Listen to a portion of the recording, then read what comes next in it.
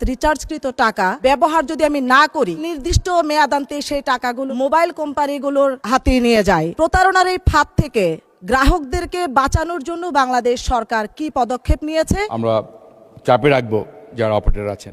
বাংলাদেশে গ্রাহকরা যদি ব্যাংকে টাকা রাখার পর সেই গচ্ছিত অর্থ চাহিদা মাত্র নির্দিষ্ট চার্জ কর্তনের মাধ্যমে সেই টাকা ফেরত নিতে পারে, তাহলে মোবাইল কোম্পানির কাছে আমরা যারা গ্রাহকরা মোবাইলে টাকা রিচার্জ করি এবং ডাটা রিচার্জ করি, সেই অব্যবহৃত ডাটা এবং মোবাইলের সেই টাকা অর্থাৎ রিচার্জকৃত টাকা ব্যবহার করার পর কিংবা ব্যবহার যদি আমি না করি, তাহলে নির্দিষ্ট মেয়াদান্তে সেই টাকাগুলোর কোনো ফেরত আমরা পাই না। অর্থাৎ সেই নির্দিষ্ট মেয়াদে সেই টাকাগুলো যে কোনো উপায়ে মোবাইল কোম্পানিগুলোর হাতে নিয়ে যায়।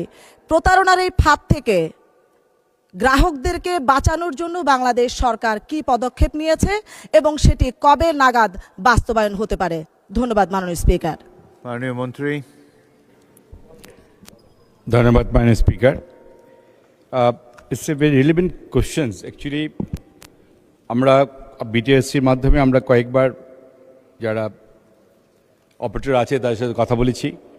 বিশেষ করে আমরা প্যাকেজ কিনি, 7 দিনের প্যাকেজ বা 15 দিনের প্যাকেজ। দেখা যায় আমার টাকা শেষ হয়নি কিন্তু দিন শেষ হয়ে গেছে, টাকাটা কিন্তু ওরা নিয়ে নেয়।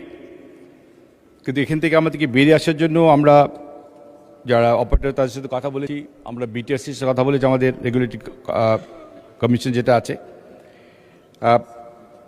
আর তাছাড়া আরেকটা আছে ড্রপ, কল ড্রপ, এটা নিয়েও কথা বলেছি আমরা আরও অধিকতভাবে কথা বলতে হবে, আমাদের অপারেটরের সাথে বসতে হবে, কারণ তাদের কিছু বিজনেস পলিসি আছে যার জন্য অনেক সময় তাদের নানা রকম এক্সকিউজ দেয় তারা যে এই জন্য আমরা করতে পারছি না।